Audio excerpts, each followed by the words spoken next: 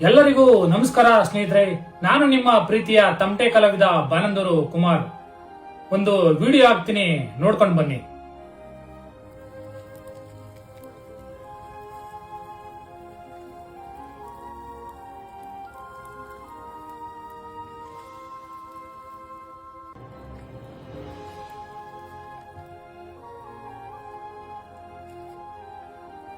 ಈ ವಿಡಿಯೋ ನೋಡಿದ್ಮೇಲೆ ನಿಮ್ಗೆ ಏನ್ ಅರ್ಥ ಆಯ್ತು ಅರ್ಥ ಆಗ್ಲಿಲ್ವೋ ನಿಮ್ಗೆ ಗೊತ್ತಾಗ್ಲಿಲ್ಲ ಅನಿಸ್ತದೆ. ನಾವು ಯಾಕೆ ಆ ಕಡೆಯಿಂದ ಉರಿತಾ ಇರೋಂತ ಗರಿನ ಈ ಕಡೆನೆ ಎತ್ಕೊ ಬರ್ತೀವಿ, ಈ ಕಡೆ ನಗರಿ ಕಾಯಿಸ್ತೀವಿ ಅಂತ ಅದ್ರ ಬಗ್ಗೆ ನಿಮ್ಗೆ ತಿಳಿಸ್ಕೊಡ್ತೀನಿ. ನಾವು ಯಾವ್ದೋ ಒಂದು ಊರಲ್ಲಿ ಸಾವಿಗೆ ಅಂತ ಅಂದ್ಬಿಟ್ಟು ತಮಟೆಗೆ ಹೋಗಿದ್ದು. ಒಂದೊಂದು ಊರ್ ಕಡೆ ಹೋದಾಗ ನಮ್ಗೆ ಗರಿಗಳೇ ಸಿಗಲ್ಲ.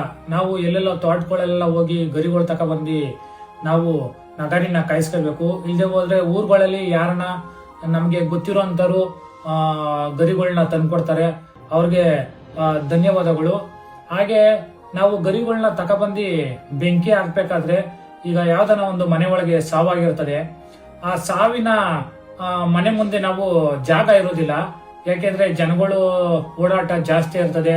ಇವಾಗ ಯಾರೋ ನೋಡಕ್ ಬರೋವಂಥವ್ರು ಹೋಗಕ್ ಬರೋವಂಥವ್ರು ಓಡಾಡ್ಕೊಂಡು ಅಲ್ಲಿ ಜನ ಸಾನೆ ಇರೋದ್ರಿಂದ ನಾವು ಅಲ್ಲಿ ಕಾಯ್ಸಕ್ಕಾಗದೆ ಮುಂದಕ್ಕೆ ಇಲ್ಲ ಹಿಂದೆಗಡೆ ಜಾಗ ಎಲ್ಲಿ ಖಾಲಿ ಇರ್ತದೋ ಅಲ್ಲೋಗಿ ನಾವು ಬೆಂಕಿನ ಹಾಕತ್ತೀವಿ.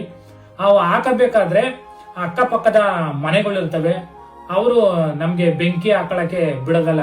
ಇದು ಎಷ್ಟೋ ಜನ ಕಲಾವಿದರುಗಳಿಗೂ ಸಹ ಅನುಭವ ಆಗಿರ್ತದೆ.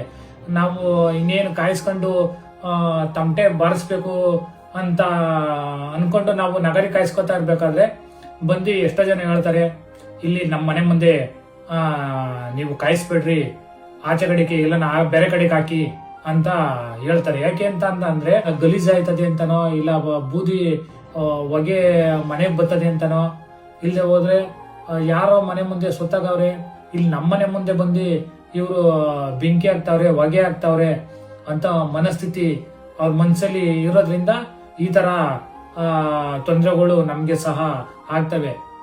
ಈ ವಿಡಿಯೋ ನಿಮ್ಗೆ ಇಷ್ಟ ಆದ್ರೆ ಲೈಕ್ ಮಾಡಿ, ಕಮೆಂಟ್ ಮಾಡಿ, ಶೇರ್ ಮಾಡಿ, ಹಾಗೆ ತಪ್ಪದೆ ಫಾಲೋ ಮಾಡಿ ಅಂತ ಕೇಳ್ತಾ ವಿಡಿಯೋ ನೋಡಿ ಪ್ರೋತ್ಸಾಹ ಮಾಡಿ.